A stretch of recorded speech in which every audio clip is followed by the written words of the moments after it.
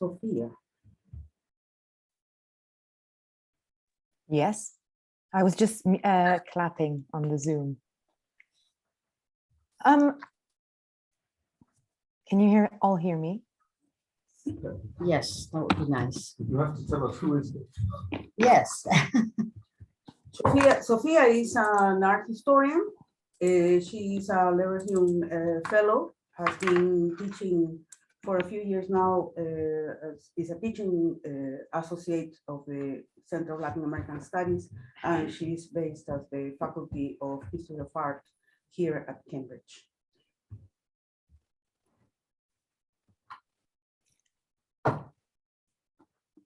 Would you like me to begin asking questions, or would Natalia maybe like to do a little presentation first? I'm not clear on that aspect, but I'm ready either way.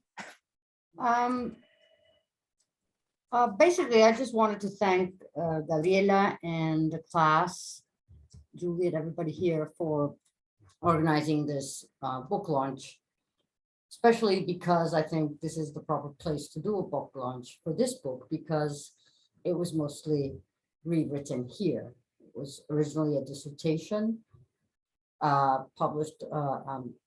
presented at the University of Texas at Austin the past century. And for many years abandoned due to other work. And it was finally when I left the museum and had the very good chance of being here as a fellow at CLAS that I was able to go back and revise that old text and try to make it anew somehow. The book is quite changed from what the dissertation was.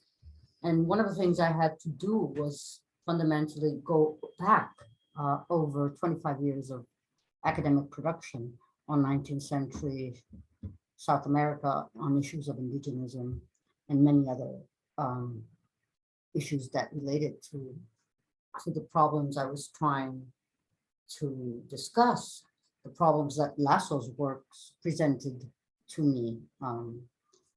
And it was quite difficult to do, I must say, because so much has been produced. As you all know, there didn't used to be that much material. And all of a sudden, over the past 2 decades, production has intensified so immensely that it was really a feat to go over the new writing and trying to bring this old text back in a way that I think is complex, because the issues changed so much since the 90s. In the 90s, in the early 90s, which is when I started thinking about Lasso's works, in the broader context of indigenism, in Peru especially, there was quite a critical stance towards indigenism. And over the past decade or so, the issue of indigeneity has become so central and in such a different way that it is hard for me to even think about how the issues interlock and how they are at once similar and different in so many ways. I think this is one of the things that perhaps we can discuss further today together in our conversations. And perhaps that's one of the things that I should leave it here and let Sofia propose some other questions. Thank you.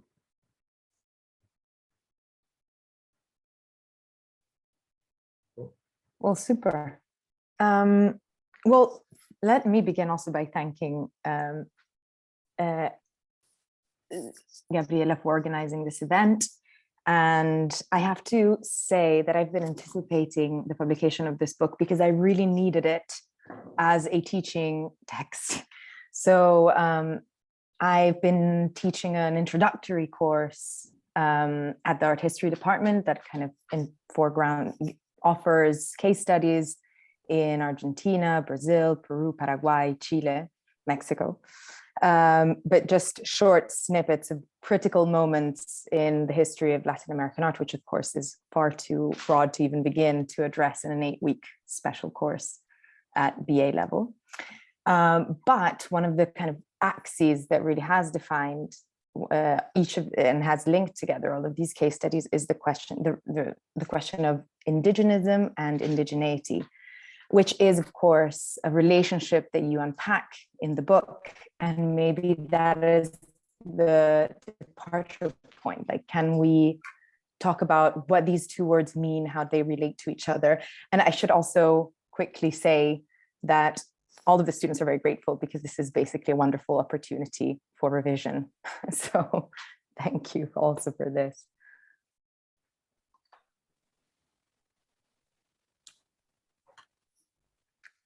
So I think it's quite hard to say, because one could argue that perhaps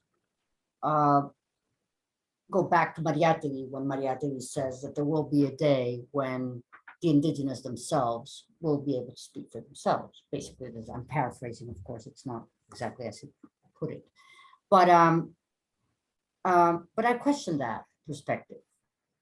And one would think that what we're seeing today is the voices of the indigenous asserting themselves and acquiring a political voice, which I think is of course a very important development in many ways. But I also think that this notion of indigeneity that we're now working with cannot be divorced from a longer history of representations, and that therefore we have to look at the history of how indigeneity has been represented and conceived in order to understand how it is operating today. And I don't think that it is possible in any way that current notions of indigeneity can be divested of the weight of the history of the discourses, indigenous discourses, since, I would say, especially since the 19th century. And I say especially since the 19th century because, as I argue in the book, I do think that in fact there is a break in the 19th century, and I do think there is a twist to these old ideas, images, and stereotypes on the indigenous population. And that twist has to do with a cultural emphasis and cultural definition of indigeneity.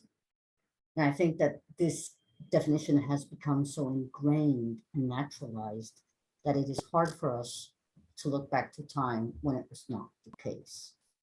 And that time did exist. And I think that if we realize this and we unpack those discourses on indigeneity that have developed and have become so powerful over the past, I would say, century and a half, 2 centuries, then we must also realize that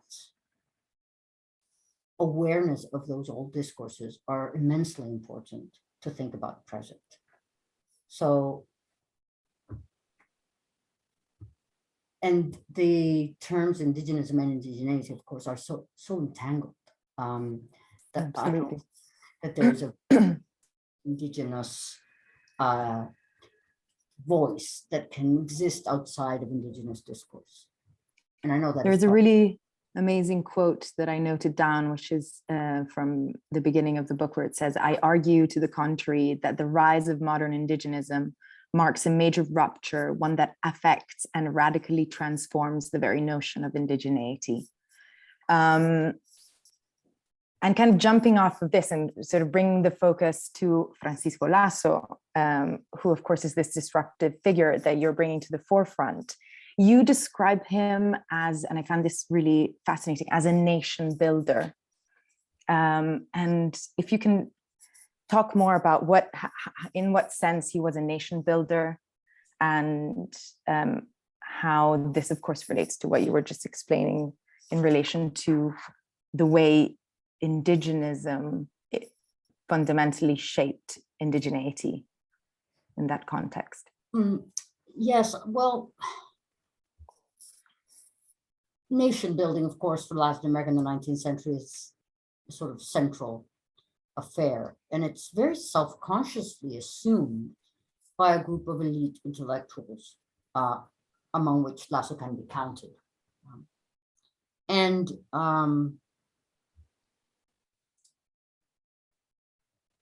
There was a real, as I say, self-conscious intent of producing a nation. This meant creating things that now seem quite evident and natural to us, but from atlases to symbols to books, literature, institutions, and the like. So this was an elite project, very much elite, very much limited to elites. And of course, one can go back in time and find instances where there are other voices involved, where there are other sectors of society that participate in different ways in nation building, and that is of course true. But in terms of the world of representation, I think it's almost, it's very important to recognize where these representations are being shaped, and they are being represented, and they are being shaped within elite urban intellectual sectors. And this is where a great part of modern images of the nation come together. If you look at who Lasso's friends were, I mean, 3 presidents of Peru, many ministers of state, most of the important figures relating to medicine, law, and literature. Then you realize what this tightly knit group was trying to do. And at the same time, one must also think that this is not a solid and univocal space of representation either. And of course, what Lasso does is so, in many ways, original and disruptive, as Sofia was saying, of most standard views. He goes a little beyond, but that doesn't mean he is completely free or separate from what is going on around him.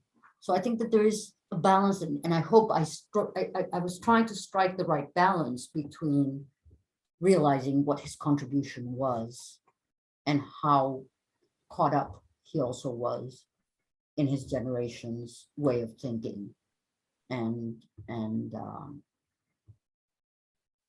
ways of creating knowledge and debate. And I'm particularly kind of from what you're saying in terms of the world of representation. So this painting in particular, which not only is the book's cover, but it is kind of the connecting thread of all the chapters, the real departure point of your argument. And it is a self-portrait. So there is this tension between self-representation and self-image, or what you call like a self-image, and the question of representing the Indio, which has been the grounds from which most of the criticism of indigenism has been constructed. So how, I mean, I think this is can you talk a bit more about why perhaps he chose to use this form of self-representation, and how maybe that departs from indigenism as it was, or modern indigenism as it was articulated later on in the 1920s? Yes, yeah, I suspect you're talking about this image also, which is Lasso dressed in indigenous clothing, which is, of course, again, one of these early instances of something that would be repeated almost ad nauseum into the 20th century. I don't consider the inhabitant of the Cordillera a self-portrait, but I do think that, but I do propose that it is imbricated in a project that involves him deeply in the production of his works, in constructing a space for him, not a space for himself within the works, rather constructing the works, departing from his own issues and questions, so that, you know, I propose that in the Indian encampment, for example, this figure in the foreground is Francisco Lasso, a sort of self-portrait. And he is, of course, in other ways included in paintings such as this, The Three Races or Equality Before the Law, which alludes to a story from his childhood, which he wrote about. Because Lasso, of course, was also a writer, an essayist, wrote some very interesting texts that I think are so different from his paintings, however, that I think that also is very striking. I mean, what is possible from writing, what is possible from within painting, how these genres allow Lasso the possibility of saying very different things, how these are structured differently. Yes, Sofia? It's absolutely shocking how much he was able to accomplish in only 46 years of life. Yes. So also spending 7 years training in Europe and touring across Italy. That's quite incredible. But I guess that also speaks to the fiber kind of elitist society in Lima and how kind of stratified society was at the time. Yes, I think that one of the things that isn't always so clear in our narratives, we take for granted that academic art should be the dominant art form in the 19th century. We take for granted to some extent that that was how it should be, had to be. And we sometimes forget that the shaping of that space for artistic practice was a completely new space, and that space generated a social rift from other forms of artistic production and practice. So that I think one of the perhaps not so explicit subtext of the book is precisely how this new painting emerges, and how that absence of a social structure to sustain that practice, in fact, generates a rift in many ways, both with other practitioners, with the general public, with the possibilities of painting as a form of expression that can really have an effect in society. So in part, one of my suggestions is that Lasso, in fact, personalizes his take on the subjects that he chooses to confront, because that's somehow his only possibility. He somehow is the only true public for his own works. So this is something complex. It's something I wish I could have developed further. Of course, it would have to be a different book. I have hoped that one day I will finish the catalogue raisonné of all of Lasso's works, which I basically produced when I was doing the dissertation. But it might be interesting to actually take on the questions like, what is the space of painting in the 19th century? And I think that a more traditional, let's say, art historical monograph would allow for something like that, that would answer Sofia's question regarding the place of academic painting. That said, bringing art history into the conversation, I wonder what, I no longer know what the disciplinary boundaries are and if they really matter at all anymore. But I think one of the true difficulties I had in writing the book was trying to understand who I was talking to. because in fact, of course, this is such a nationally specific in a way, at a certain level. This is the history of the national imaginary of Peru as it was shaped in the 19th century. But at the same time, it also, I think a lot of what is happening in Peru in the 19th century can certainly help to think further about what's going on in the rest of Latin America, generally. And even when one finds differences, but still, I think that trying to understand the broader picture is something that one can do starting from very particular objects. And I think that's my definition of art history. So it's not the art in the history of the art history that matters to me, but the fact that it is the study of particular objects. And I think particular objects can allow one to delve very deep and finally into history, and very precisely into history. And that one can draw out from those very precise stories to broader questions, which is usually, I think, the inverse of how historians work. They seem to start with great questions and then move back into the finer things. At least this is how I see it. Perhaps Gabriela is not looking too happy right now, but I do.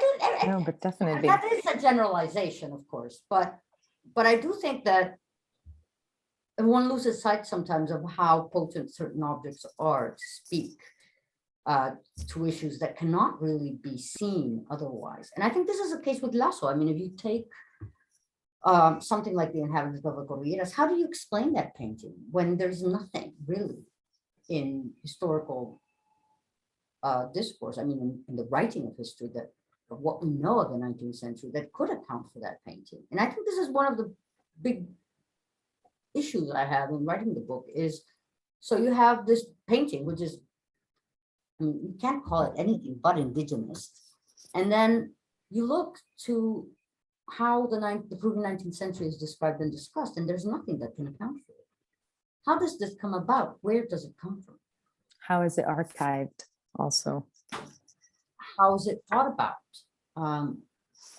And then what the painting, in fact, allows me to do, this painting and others, is find strands of discourse relating to things as disparate as music, for example, that do bring in these issues. So you realize that what Lasso is doing is bringing into painting what is in fact there, is already present, has been present, in fact, in certain cases since the 18th century, and is already sort of taking shape more broadly across different disciplines. And this again is where I think that the cross-disciplinary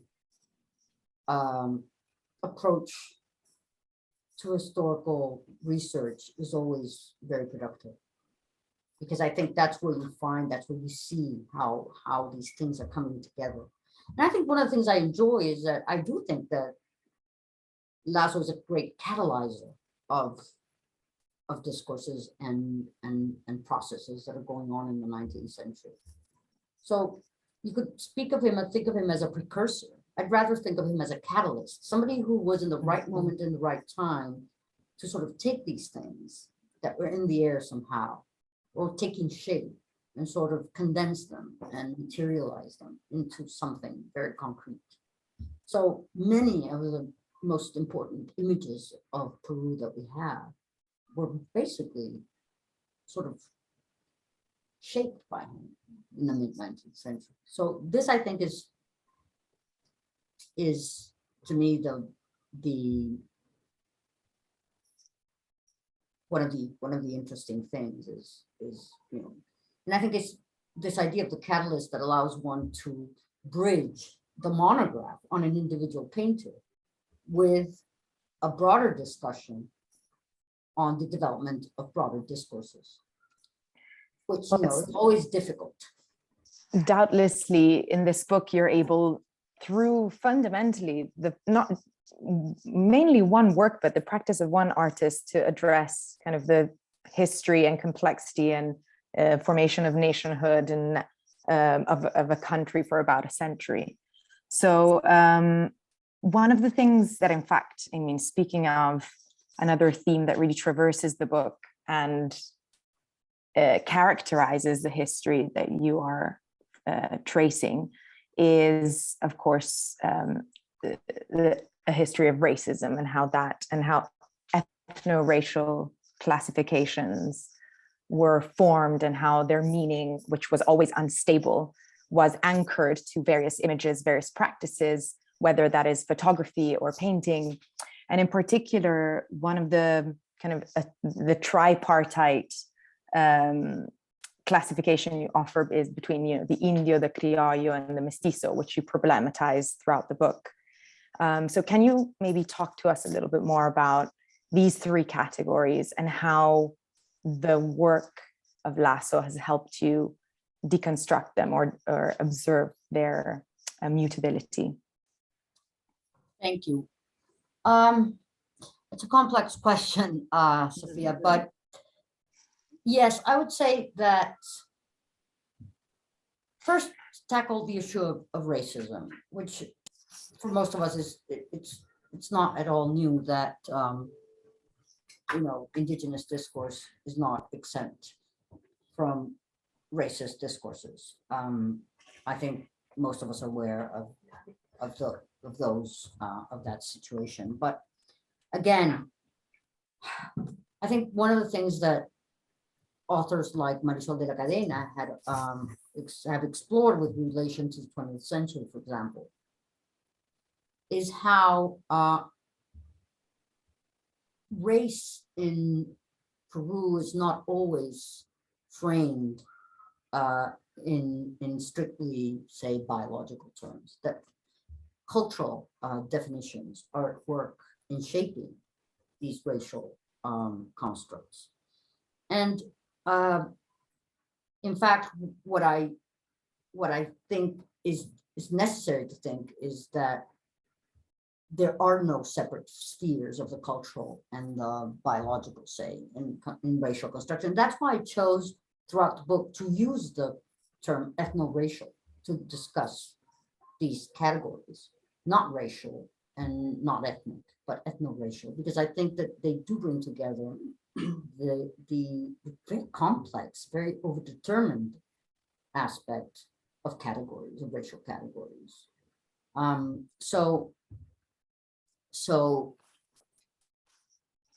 And how these cultural arguments that are forged in the 19th century, in fact, are central to racialist definitions that will eventually become very racist constructs too.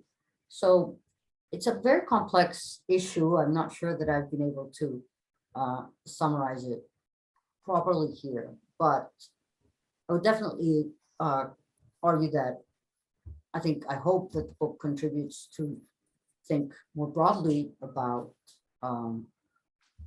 how racial constructs are not always overtly biological.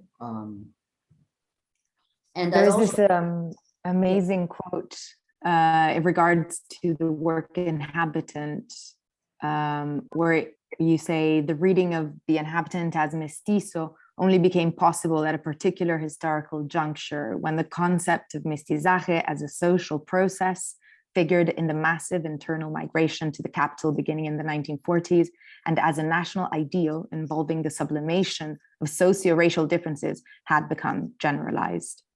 So I feel like this is one of those moments where you really capture how these ethno-racial classifications fundamentally depend on the formation also of discourse. Yes, one of the things that I think is really interesting when you know how certain ideas have shaped our thinking about say Peru, for example, the notion of mestizaje as this kind of grand narrative of both identity and history in Peru. So basically, but it's this construction that emerged in the 20s in a broader Latin American context, where you have the idea of sort of these extremes that somehow come together to create this ideal mestizo.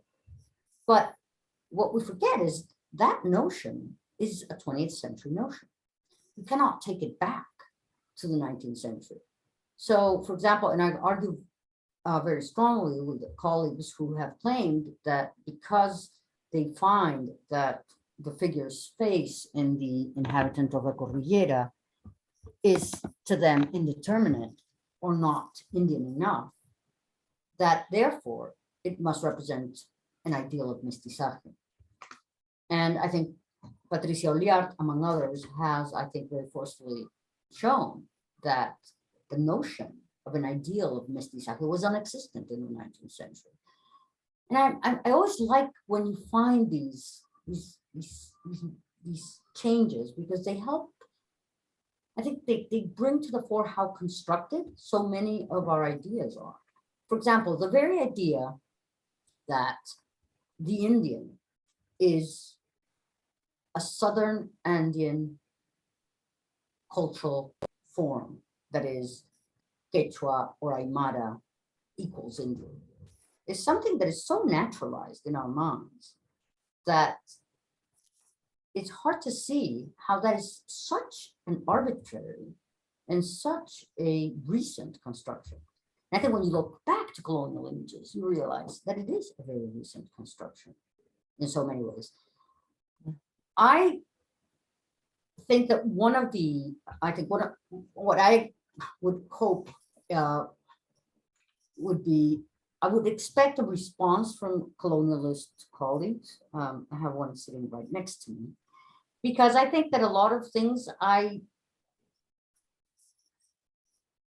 it's hard because, you know, the 19th century in general, and I think the case of Laso in particular and Indigenism in particular, makes this period very difficult because it is a moment of change, a very drastic change, even though we always think of it in terms of continuities. Nothing changed. No, exploitation continued, racism continued, everything continued. But so many things changed in the 19th century, and it's so hard because you need to sort of know a little bit about the 20th century, know a little bit about a lot about the earlier colonial period, and it's very hard to bridge all that. So I'm very interested in hearing, for example, how these definitions that emerge in the 19th century, and of course will only sort of be affirmed in the 20th, how different are they from the colonial period? And to what extent can we claim such rigid shifts? And I think that's something that could be questioned. And I would be very interested in hearing more about how, if it is as rigid as I'm seeing it, or is there perhaps more nuance there that needs to be addressed? Because even though the notion of the modern notion of culture isn't present, there's a material culture there that is generating these differences. Do we call that culture? And you also make the point about mobility. So the fact that prior to the 20th century, or also to the time that Lasso was working, mobility was much greater, paradoxically. So Yes. there was a greater possibility of circulation and exchange.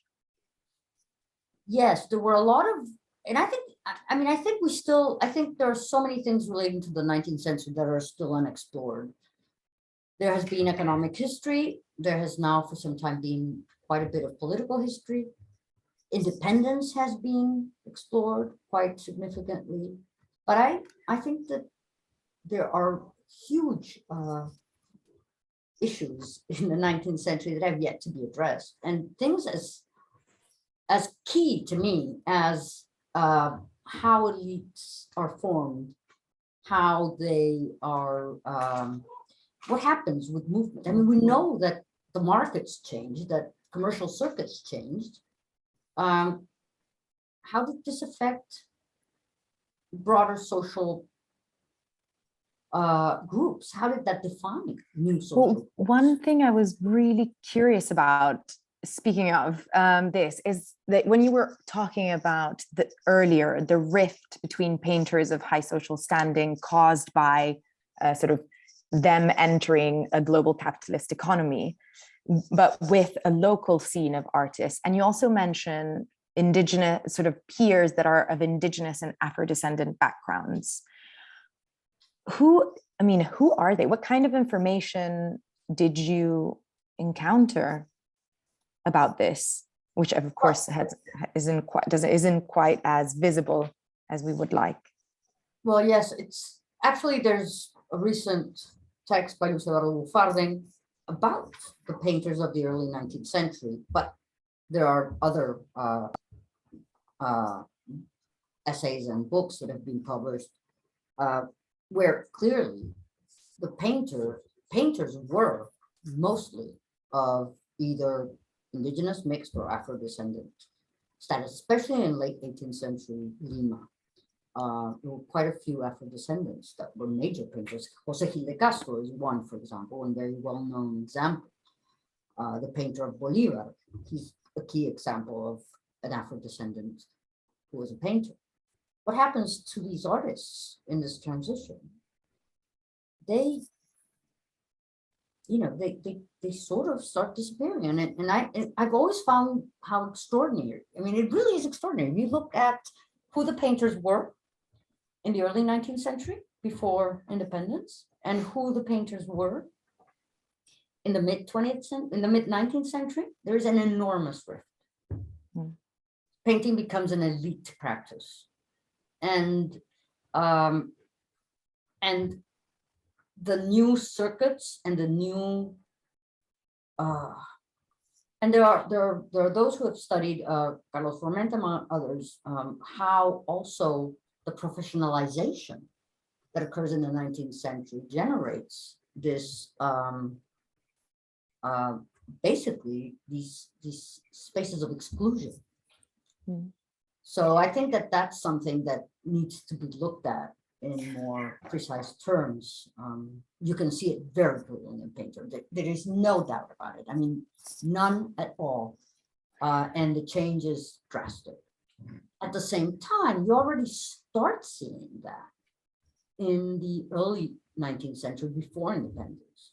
And it starts happening. Mexico has been studied, and it's quite fascinating. Susan Dean Smith, among others, have studied how the emergence of the academy and of academic ideals in 18th century Mexico contributed to was a heavily racialized, let's say, discourse that ended up generating a system of exclusions. And in fact, if you look throughout Latin America, even though many countries in Latin America did not have academies, the emergence of an academic discourse starting in the late 18th century did generate a system of exclusion. That I think is quite clear and quite easily proven. So this is the sort of changing context in which Lasso is operating, and his paintings participate in that. And the other thing that I kind of picked up on, which I was kind of puzzled by, but also, of course, it's something that I would like to know more about, is the fact that as you were explaining how the subjectivity of the Indio was never quite expressed in painting, and actually this was sort of Lasso was the first one to do so, with the exception of, for example, Guamampoma, or and later on maybe the Boletín Titicaca in Gamaliel El Churata, which you kind of footnote at one point. But how do these, I mean, what do you think about, where do the indigenous perspectives lie in your studies? Where is that space of enunciation for the Indigenous person.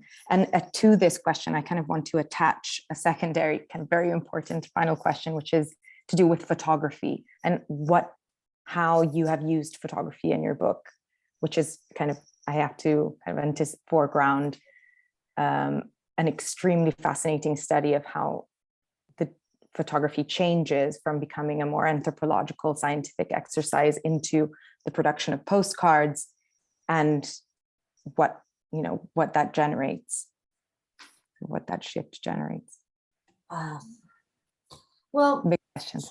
Sorry. I think that, no, I mean, I think that there are a lot of big questions, and they're hard to address. And I think that's, of course, also one of the challenges that I had in writing the book. And I think it'll be interesting to hear critical observations about these arguments, because in some cases, there's not much to go on.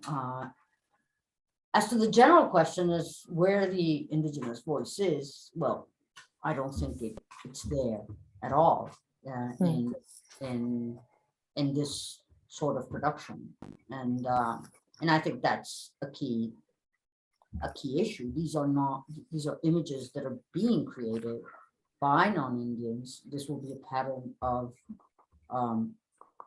the construction of the visual for most of the 19th century and a large part of the 20th century. And I think that it is here that we have a very complex and very delicate scenario of how these images have affected the construction of notions of indigeneity today.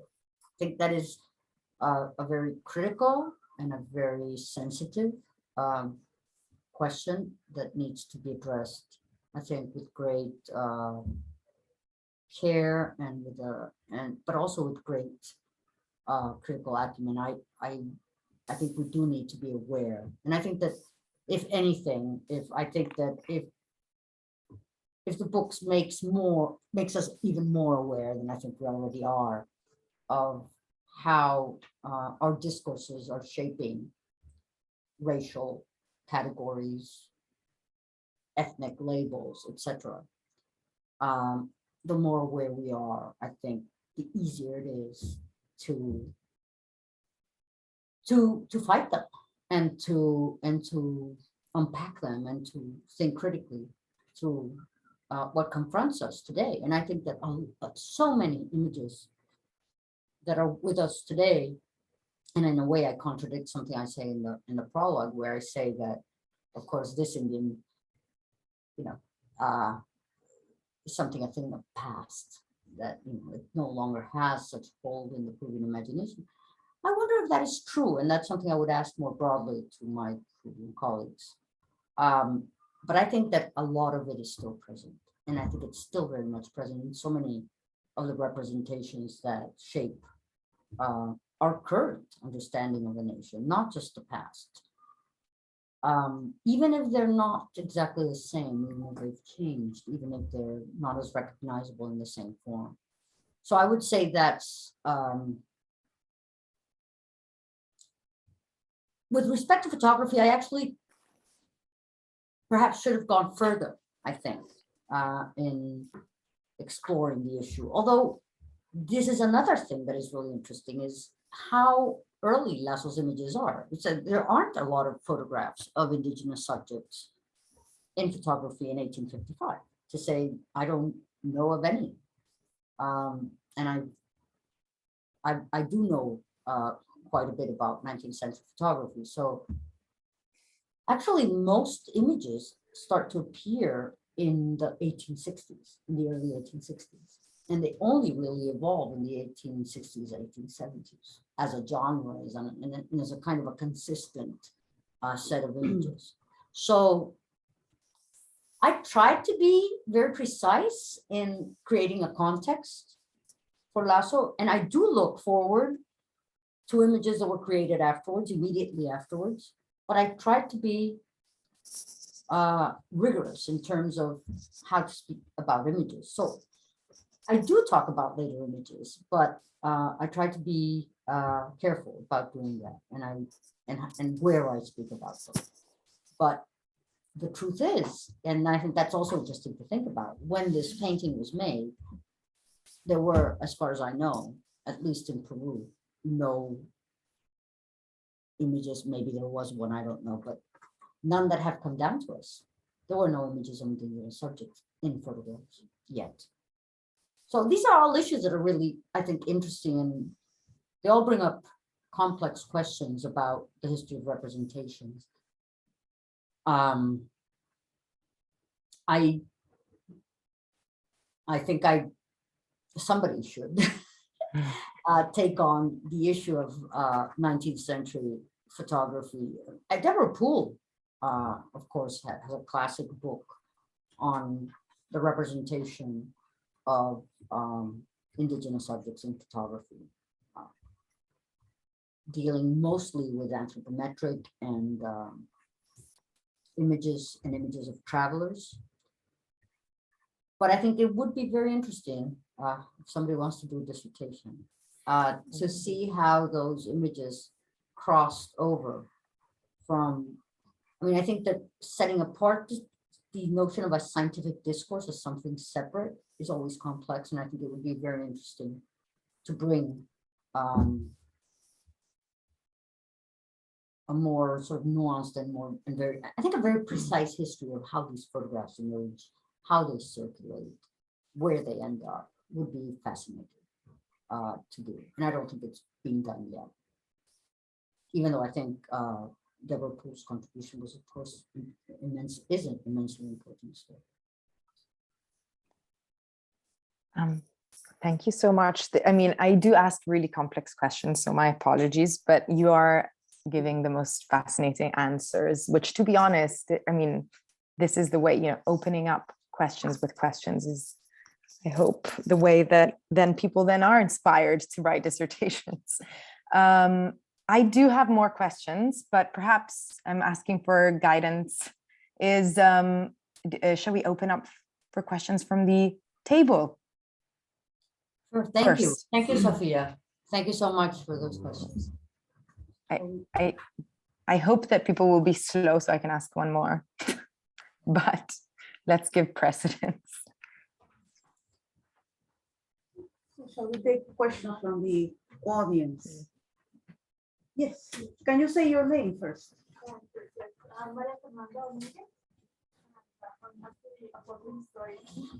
Okay, good. And I really love your take on this painting.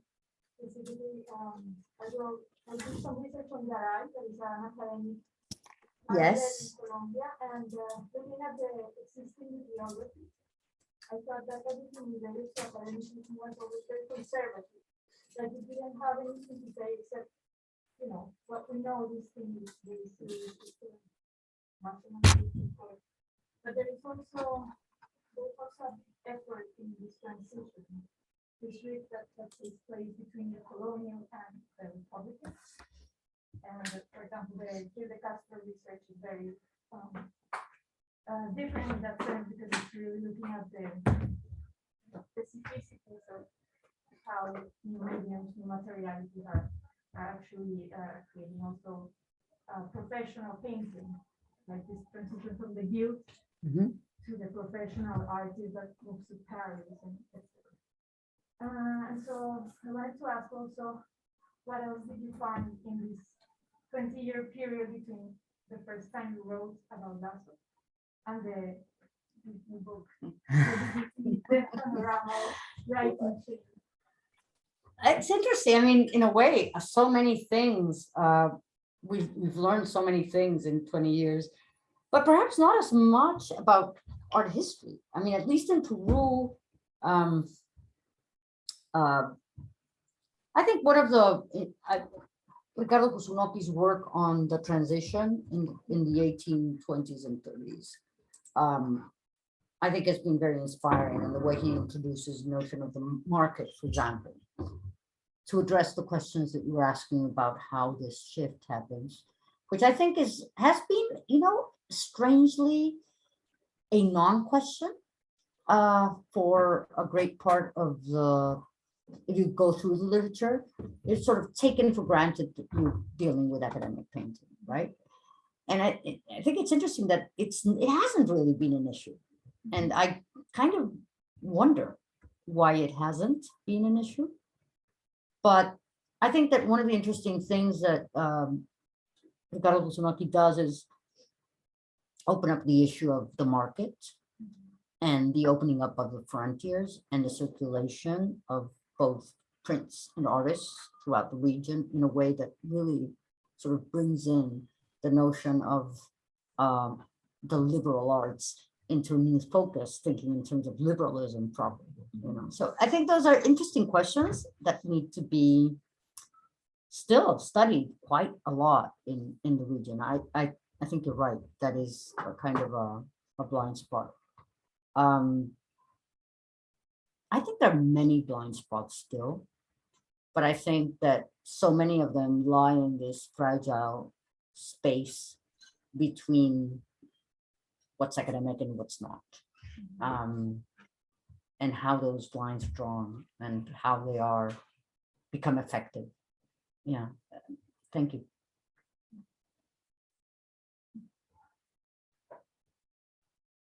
Any other questions? Thank you so much for this wonderful talk.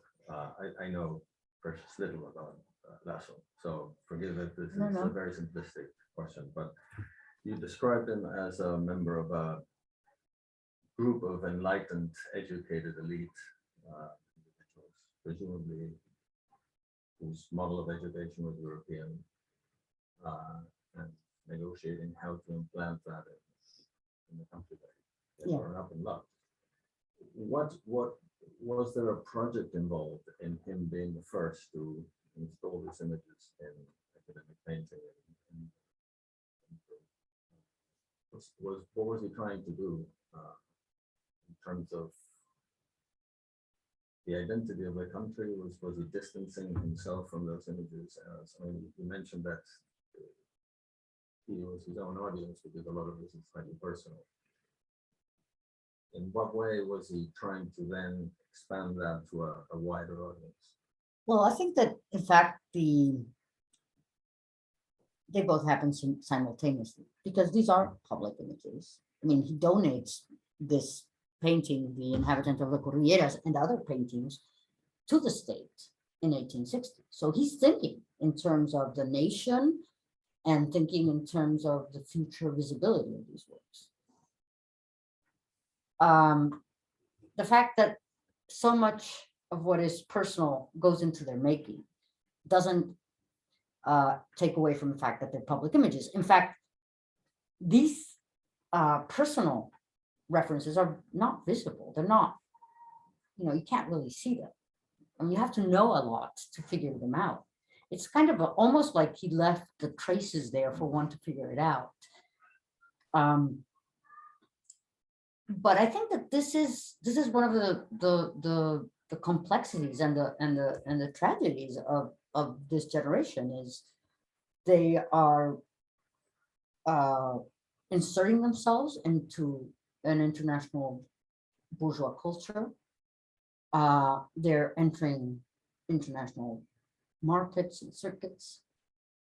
They're trying to shape, you know, the nation and bring it in line with what is considered this modern impulse. And at the same time, this is generating the very impossibility of the effectiveness of the project. And I mean, they could not be aware of that either. I mean, how can you, to what extent can you be aware of that? So, I mean, the way in history, you see it a lot, people are sort of blaming, you know, using this kind of judgmental attitude towards these actors.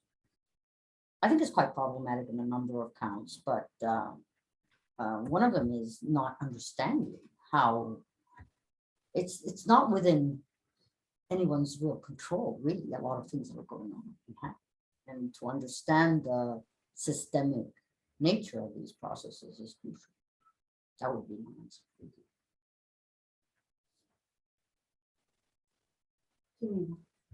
Oh, thank you. Also, I am curious about the cover of your book, on Indian of it. So I'm wondering about this pre-Indian past and how it was present in Lasso's work. Did you find any particular decision made by Lasso regarding material culture, pre-Indian past, the use of objects? For example, this resonates a lot with Colombian Yeah. case, in which muiscas were decided to go on top of the list, and they were there, up there, in paintings, but the rest of the country was invisible. So did you find any particular pre-Columbian group as a decision that was made intentional, I guess? Or It's an interesting question, because part of the problem is in the mid-19th century, when this painting, this is very early, when this painting is made, it's all Incas. And there's talking about, oh, but there were actually other people there before the Incas. You know, these are things that people start suggesting. But and the notion that there's a Moche culture and a Nazca culture, a Wadi culture, was simply not there. Everything was Inca. So that, what is interesting is that is a Moche thought, but I have no doubt that it was considered Inca. And actually, there were Moche pots in Cusco collections, so that the confusion was always made. People had a lot of difficulty in, and a lot of the discoveries are very late. For example, Nazca, and the true discoveries in in the looting in the southern part of the country, in the coastal area, started really in the early 1900s. There's very little before, and then all of a sudden there's this flood, this massive flood of Nazca and Caracas objects in Lima collections, starting around. I mean, I'd be interesting to ask a specialist, but I think it's basically around 1900 that they emerged. So there isn't a lot of precision, and I think people are basically thinking it's all the Incas, and that's it. But it is a very early moment, and but what's interesting is already, and this is something that one sees already in Mariano Eduardo Rivera and Juan Diego de Chuli's famous book on proving antiquities that was published in Paris in 1851, in Vienna, the album in 1851, is that already they're talking about the producers of these objects as the antiguo pueblo peruano. They're talking about a plástica peruana, an art that is Peruvian. So it's quite striking, really. But the aesthetic valorization of these objects was still very much in its early phases. And I guess Lasso is one of those early, because he is presenting it as an object of aesthetic value, not merely as a sign of the Incas. At least that's what I think. Thank you. Any question? Can I ask you a question? Of course, I'm not, and you know this very well, I'm not someone that knows a lot about the 19th century work art, but I was wondering whether this image or images that are being produced in the 19th century are mainly something that is a production from Lima, that this is an expression also of a process that you write about that in the book, that before precisely this period, there's people are moving around the country, they are traveling around more, and then this is a moment in which the elite also seems to close itself within let's say, these walls of the city of Lima. And can you say something more about that? This process of isolation. And I was also thinking when you were answering Sofia's question on photography, that perhaps where photography allows for a more decentering, the production of a more decentered view of the country and its people, whereas in painting it seems to be more, sort of enclosed, more and more exclusive. Yes, and that also has to do with the fact that a lot of the painters in the 19th century just left Peru. I mean, Ignacio Merino was Lasso's, teacher almost, local, for a short time. He left, never came in the early 1850s, never came back, died in Paris in 1876. Montero came and went, but he died in the port of Callao on his way back, out of Peru. There was so little in terms of possibilities for painters who were working in the academic area locally that emigration was the rule. So you're right. I mean, for painting, there are a number of limitations that make it a very sort of, gives it a number of limitations. Photography, of course, you would think is more mobile, but in fact, there's relatively little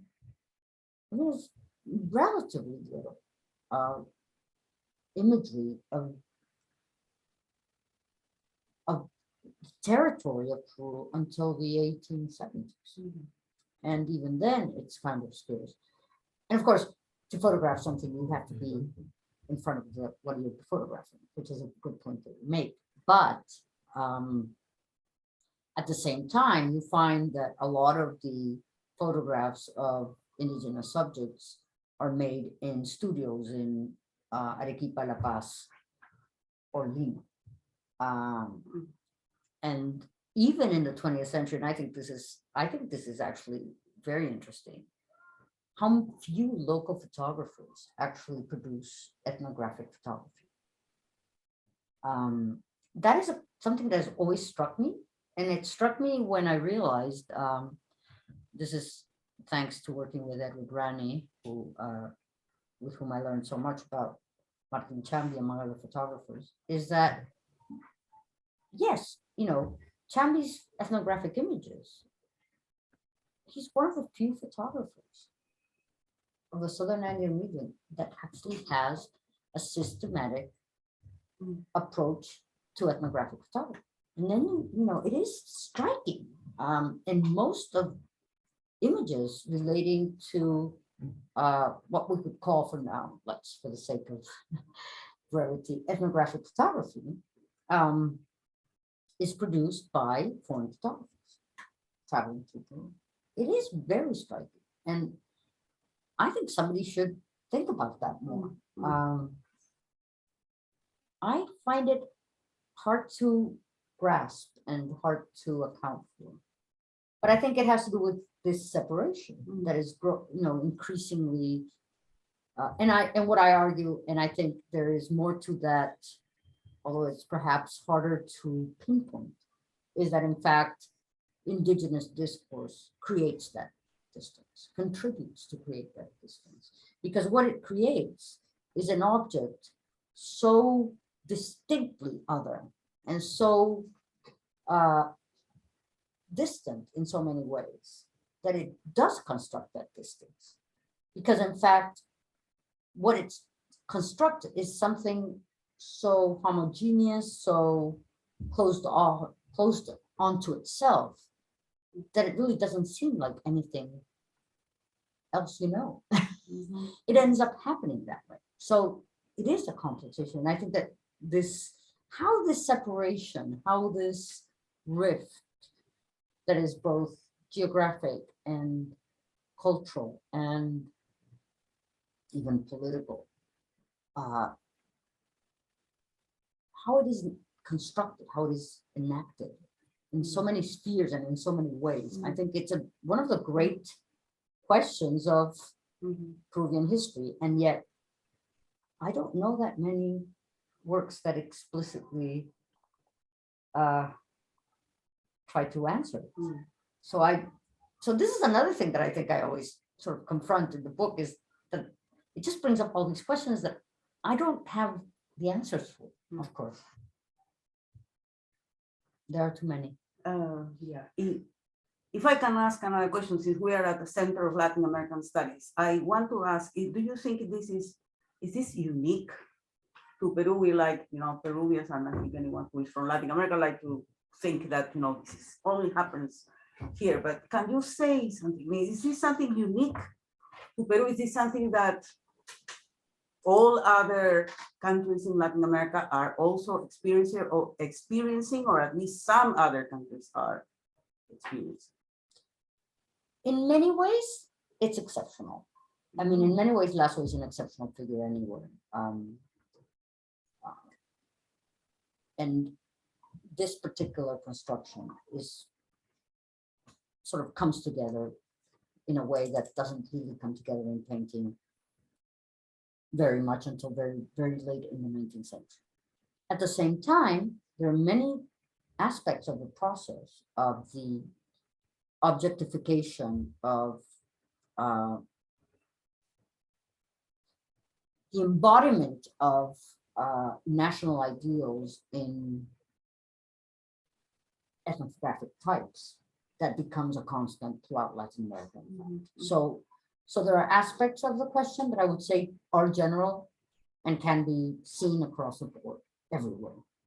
Because in Peru, it might have been the Indian, but in Chile, it was the Laso, and in Mexico, it was the China Poblana or the Charro, or every country had all of a sudden these sort of symbols that emerged and out of these embodied figures, these figures that embody these ideas of nation, rather, which is what I want to say.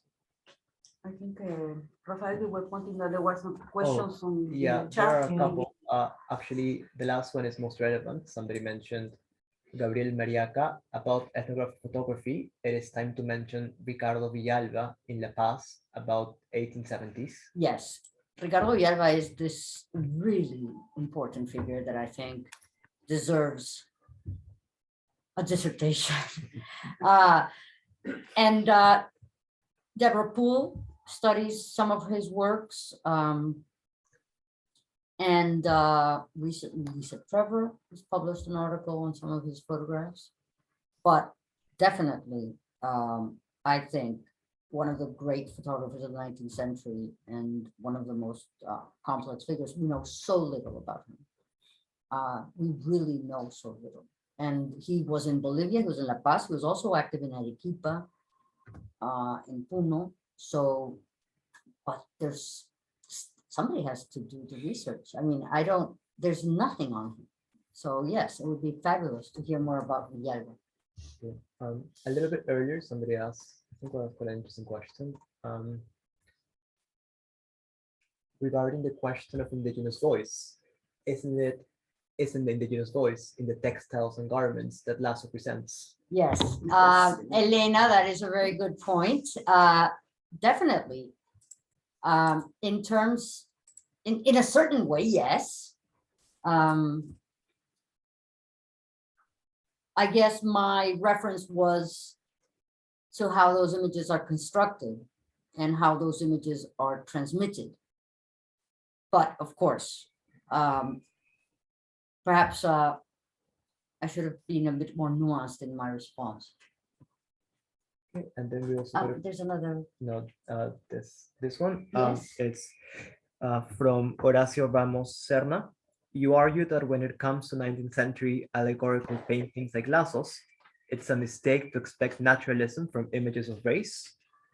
Can you expand a bit more on that? Can this extend to other cases of 19th century Latin American art, or was Lasso particular allegorist to some extent? And why do you think the shift to expect naturalism on the part of audiences and critics occurred? Was it due to the emergence of ethnographic photography, 20th century Indigenism, or something else? That's a very good question. Horacio Ramos proposes, and I don't know how to respond.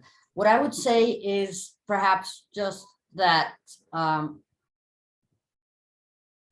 argue further, in fact, I argue that all racial images are allegorical, and that what they do is they pretend to be naturalist images, when in fact they really operate allegorically. They operate through attributes, through conventional signs. They're not something that can be directly perceived. And it is actually the problem with images of race that they purport to represent race and to propose that that race can be seen. So this is, to me, a critical aspect. On the other hand, and I do, in fact, claim at one point that, and I actually think it's true, that in some ways, the allegorical idea and the academic ideal of painting, which implies that what you see is a creation in the artist's mind, is of course more honest than the naturalist take on representation. At the same time, the expectations of realism are there from the 19th century. If you recall, Luis Montero's Funerals of Atahualpa, for example, was received with intense debate throughout Latin America because it did go to Rio, Montevideo, Buenos Aires.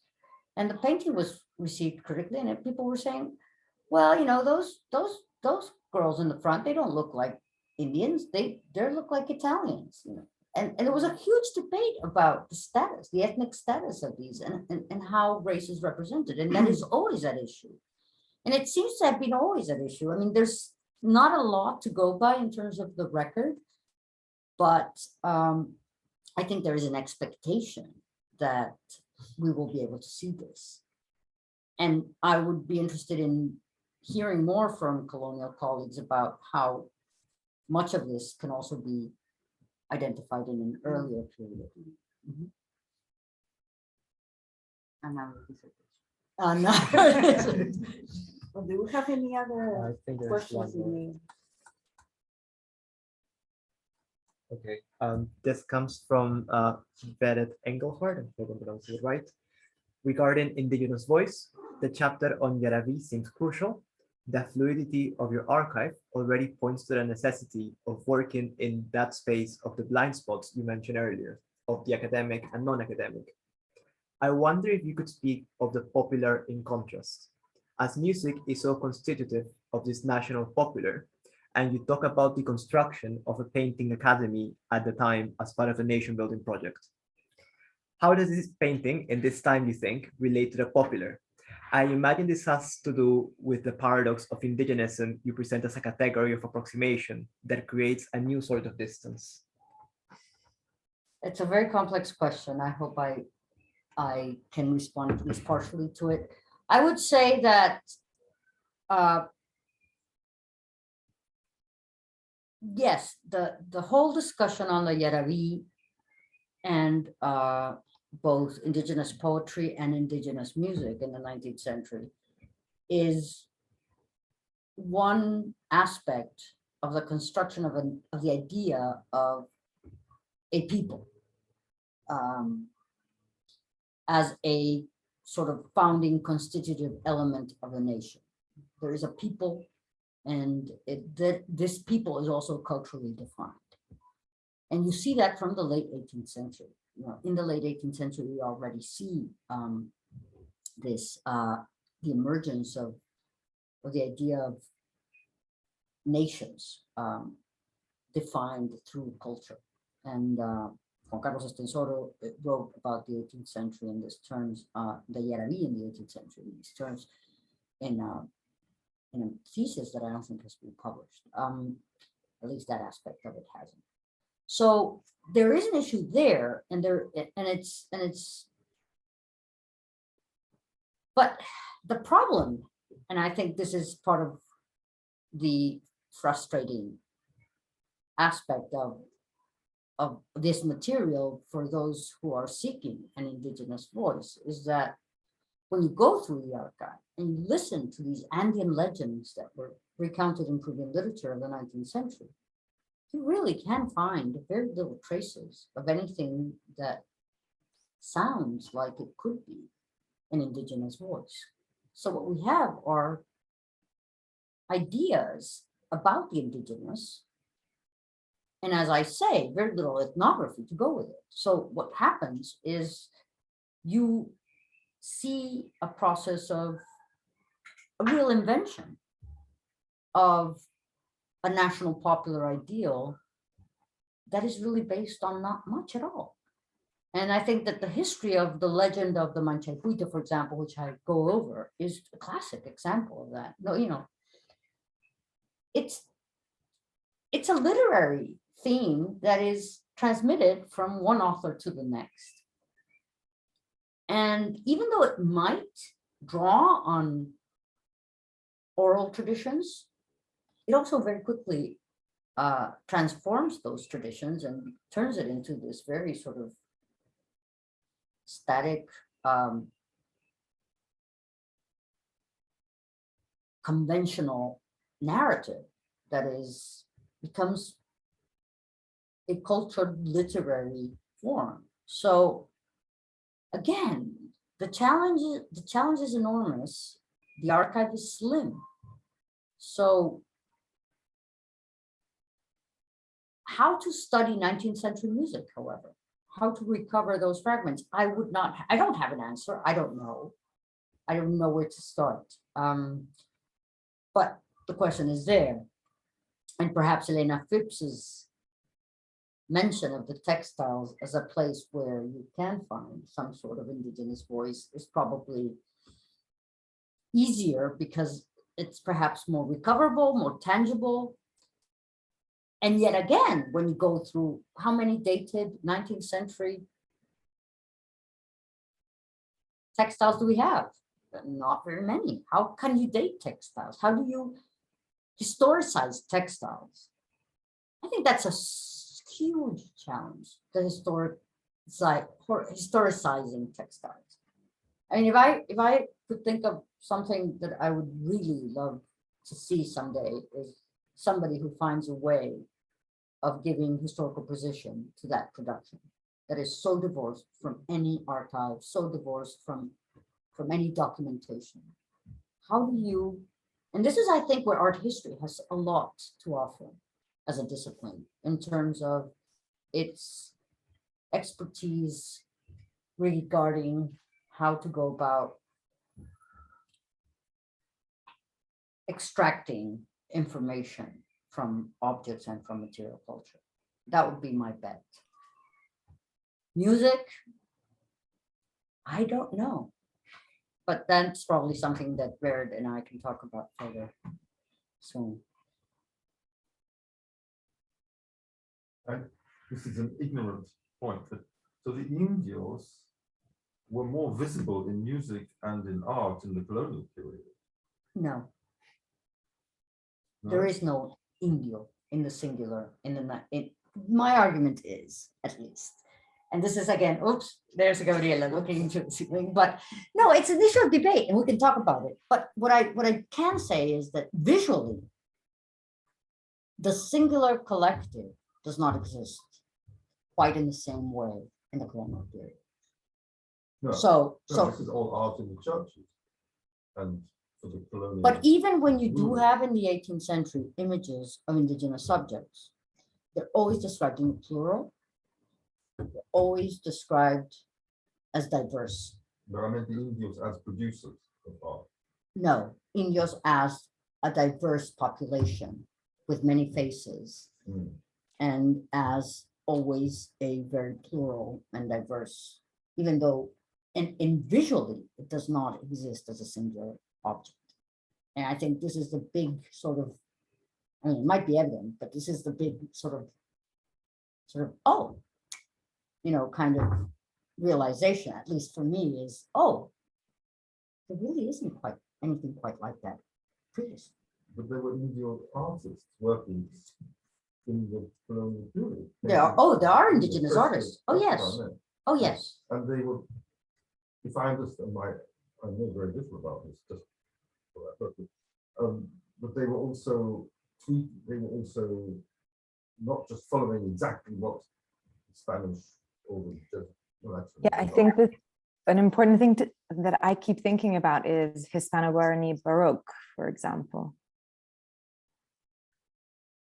And Yeah. Well, but I mean, and then they were white, but my point is that then they were the profile was lowered in the Republican. yes, of course, yes, as That was producers. the contrast I was trying to draw. Yes, yes, and they sort of move into a different zone. They're sort of displaced into a different zone. And there is a greater separation in terms of production. I don't think any 19th century I don't know of any 19th century indigenous painter that would have been considered a peer by an academic artist, for example. Right? So Would yes, it be considered a peer, a colleague, yeah. it's simply another world. Yeah. And then it becomes another world in this period. And I think that this is perhaps something, and again, I think what I'm really interested in is hearing a lot about from the colonialists in terms of, because I think there's a lot of questions that come out of this that need to be applied to the colonial period. And I don't necessarily know how to, I mean, I wouldn't know how to answer those questions, but I think that they emerge from this painting poses questions both to the 20th century and to the 18th century.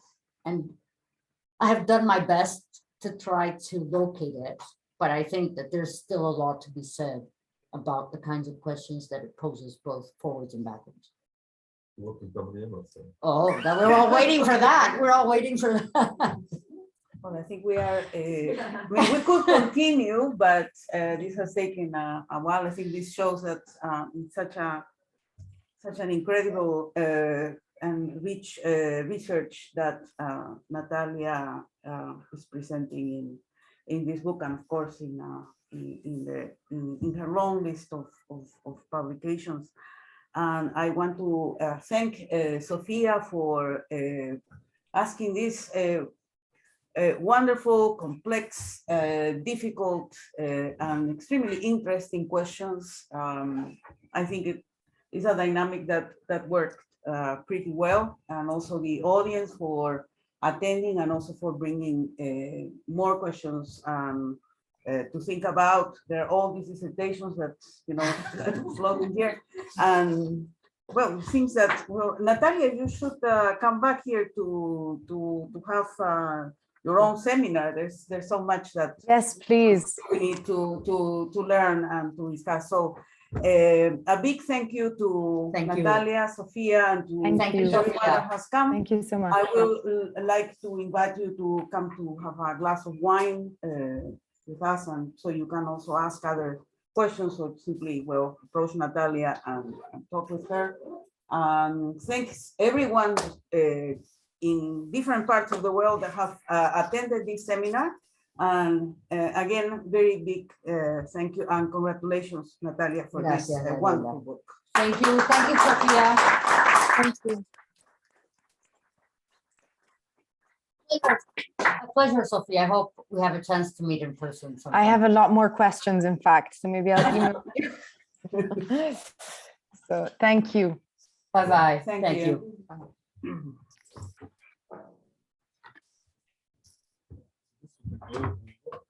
Bye.